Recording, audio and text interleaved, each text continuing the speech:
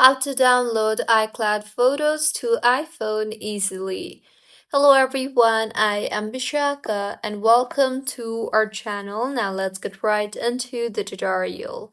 Firstly, go ahead and launch the Settings application on your device and tap on your Apple ID on top of your screen. Further, you will be led to your Apple account. So here, go ahead and tap on the iCloud option you see there and then tap on the Photos option in the interface that you will be led to. Here, you will see the toggle button for Sync this iPhone.